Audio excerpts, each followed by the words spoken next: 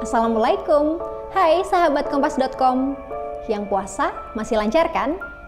Saya mau cerita nih tentang sosok wakil presiden Indonesia yang kisah keteladanannya seolah tak ada habisnya. Ia pernah menolak dibiayai pemerintah saat naik haji. Seorang inisiator perubahan isi sila pertama Pancasila demi keutuhan bangsa Indonesia. Dan yang bikin geleng-geleng kepala, sosok ini menolak dimakamkan di Taman Makam Pahlawan. Dialah Muhammad Hatta. Bersama saya, Anggi Puspariana.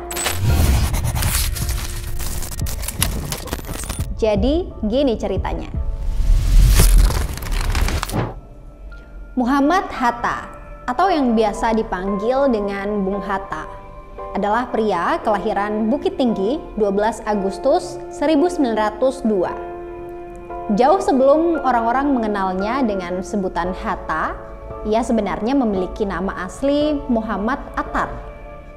Semasa kecil, sosok Hatta ini sudah akrab dengan yang namanya keberagaman.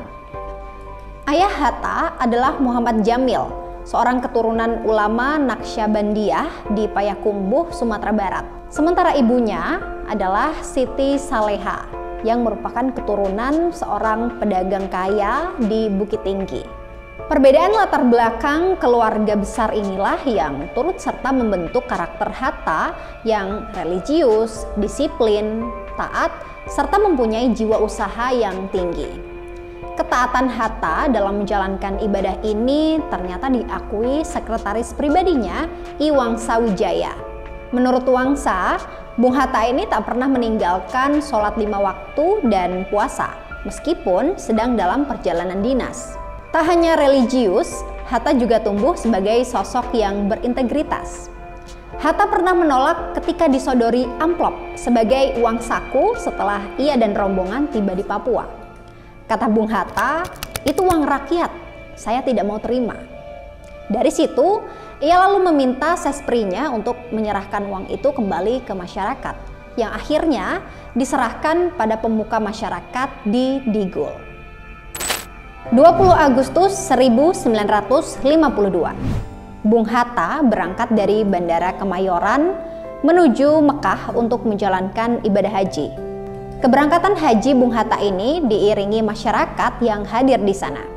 Ribuan masyarakat rela datang dan menginap di bandara untuk mengantarkan Bung Hatta naik haji.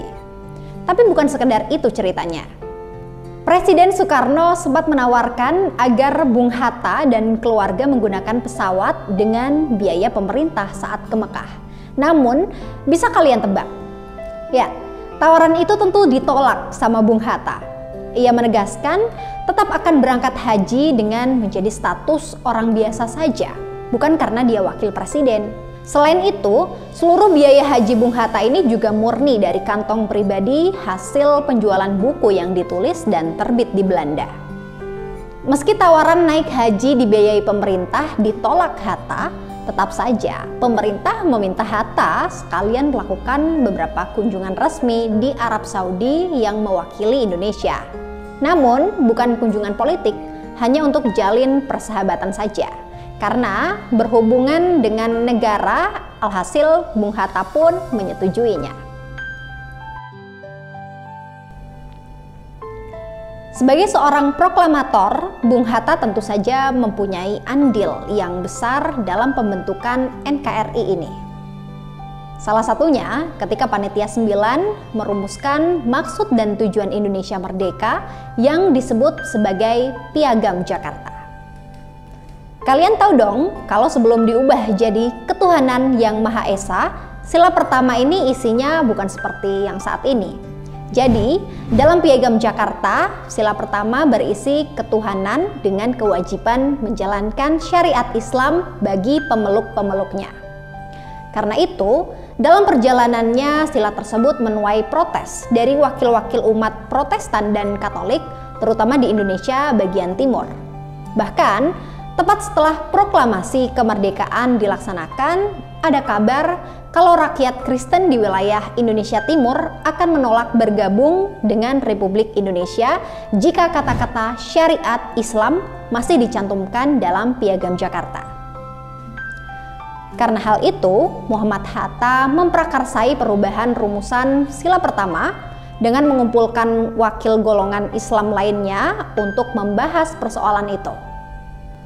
Demi persatuan dan kesatuan bangsa Indonesia, akhirnya disepakati frasa ketuhanan dengan kewajiban menjalankan syariat Islam bagi pemeluk-pemeluknya diganti dengan ketuhanan yang Maha Esa.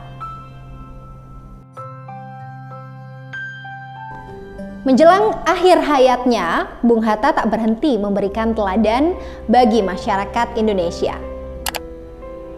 Sebelum meninggal dunia pada 14 Maret 1980, Bung Hatta ini sebenarnya telah dirawat di rumah sakit setidaknya 6 kali, yakni pada tahun 1963, 1967, 1971, 1976, 1979 dan terakhir pada 3 Maret 1980. Pada momen itu, Bung Hatta pernah memberikan wasiat bahwa jika meninggal, dia tak mau jenazahnya dimakamkan di Taman Makam Pahlawan Kalibata. Alasannya sangat mengharukan.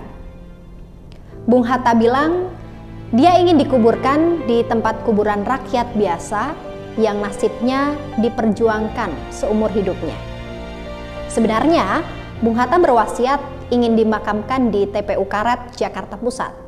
Namun, saat itu Presiden kedua Soeharto memilih supaya jasad Hatta dimakamkan di TPU Tanah Kusir. Eits, tarik napas dulu sebelum ceritanya dilanjutin. Cuma mau bilang makasih buat kamu yang udah ngikutin episode-episode di Jadi Gini Ceritanya. Buat yang belum subscribe, jangan lupa. Biar gak ketinggalan cerita baru, nyalain juga loncengnya. 15 Maret 1980, ribuan masyarakat datang untuk menyaksikan pemakaman pahlawan nasional ini. Masyarakat turut mengiringi jenazah sang proklamator di sepanjang rute perjalanan dari rumah duka di Jalan Diponegoro menuju Tanah Kusir. Kini, puluhan tahun sejak kepergian Bung Hatta, adakah cita-citanya yang berhasil kita teruskan? Sekian dulu cerita kali ini. Bye!